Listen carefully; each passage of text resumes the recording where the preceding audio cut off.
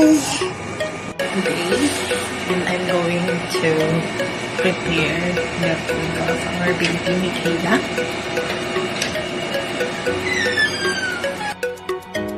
Ayan, preparing ako ngayon dito ng food ni baby Michaela.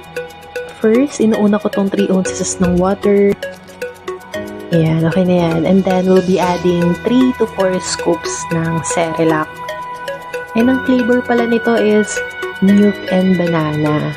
At talaga namang gustong-gusto to ni Kayla. Nauubos niya to. And every morning namin siya pinapakain ito once a day. We also make sure na talagang halong-halo para iwas samid, diba? Ayan, waiting na ang aking baby. Ay, ang sarap-sarap pakainin ng bata kapag nauubos yung mga pagkain. Parang habang bata natitrain sila na huwag magsayang ng pagkain. Naantok na ang baby. Ayan. Kung makikita nyo, wala siyang bib dito dahil inaalis niya nga kanina pa. Pero, hindi naman siya ganun kakalat, although common naman to sa mga babies. After nito, preparing na rin kami sa aming pag-alis papunta sa Dunkin' Donuts. And, before kayo umalis, don't forget to lock the door. Ang ganda ng panahon. Perfect to para sa paglabas namin ngayon papunta sa Dunkin' Donuts bagbagging. Actually, last time pa sana kami pupunta dito. Kaso, nag-uulan and ngayon nakakatuwa na nakisama naman ang panahon. At nailabas din si baby Kayla. Siyempre, mahirap din kasing ilabas ang baby lalo na kapag nag-uulan o ambon-ambon man yan. Importante pa rin talaga ang safety ni baby. Kung mahigpit kami, mas mahigpit ang mga lola. Ay, nako! So, ayan, update ko lang kayo kung nasaan na kami. Malapit na din kami sa Dunkin' Donut pagbagging. And, kung familiar kayo sa Philippine Arena, na matatagpuan dito sa Bocaue, Bulacan, you can also try to visit Bocaue Plaza. Bakit? Kasi ang daming kainan dito, hindi lang basta pagkain, merong Arabic foods and Korean foods, milk teas, and a lot more na talagang mabubusog kayo kapag nag-visit kayo dito sa Bocaue Plaza. Mas magandang mag-visit dito lalo na kapag gabi, open yung mga stores nila. Ayan, malapit-lapit na rin pala tayo sa Philippine Arena, oh. Nga pala, ang Philippine Arena ang pinakamalaking arena sa Asia. Kaya naman talagang dinadayo din ng Bulacan, lalo na sa parting ito ng Bocaue. Try nyo nang mag-visit dito sa Bulacan na talagang matutuwa kayo. Bukod sa maraming lubak, ang dami ring traffic. Biruin mo yun, naglalakad ka na lang, natatraffic ka pa. Ay nako, pero sana maayos na kagaya na itong dinadaanan namin.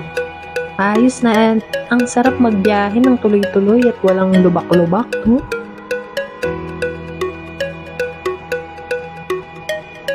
Napakaganda lang din talaga ng ganitong view. Kaya nga minsan gusto kong sumama kay daddy pagka magra-ride siya sa malayo-layo. Kaso siguro pag medyo malaki-laki na si baby. Pagka medyo malapit-lapit yung lugar, pwede namin isama si Kayla. Ayan. Oh my God, nandito na kami sa Dunkin' Donuts. And kung makikita nyo, ang laki din talaga na itong Dunkin' Donut bagbagging. Magpa-park lang kami and hahanap na rin kami ng pwesto. Siguro din kami sa taas. Bukod sa bagong bukas kong branch ng Dunkin' Donut, ang isa pa sa kinatuwa ko dito, meron silang aquarium. Ayan. And bukod dyan, may drive-thru. Perfect din talaga tong place na to sa mga family gatherings.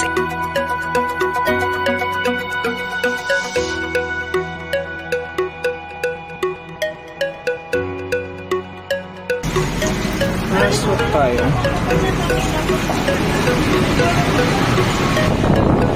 Hoy baby, na-stress ka ba? Na-stress ka ba? Ito yung loob ng Dunkin'. Pakiyat siguro tayo, hanap muna tayo pwesto. May baby chair kaya sila. Maganda ang bagong branch nito ng Dunkin' Donut.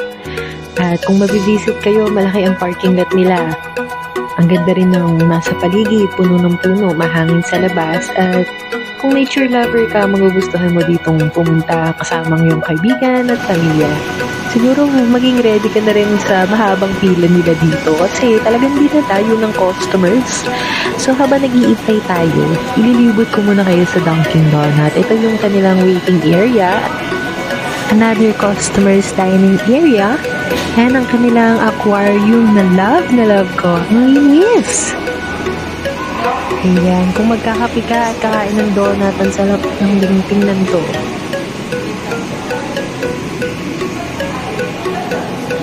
Ayan, malapit-lapit na rin naman ako. Maya-maya lang nandyan na ako sa harap. Ayan. Oh my God, job fair! Kung isa ka sa mga naghahanap ng trabaho, ito na ang trabahong para sa'yo.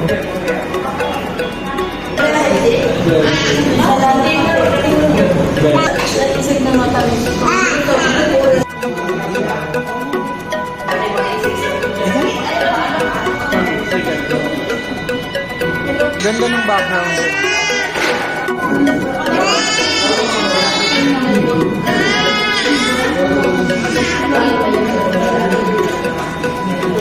Make sure to subscribe dahil mag-release din kami ng mga videos patungkol sa travel vlogs and product reviews. Thanks for watching!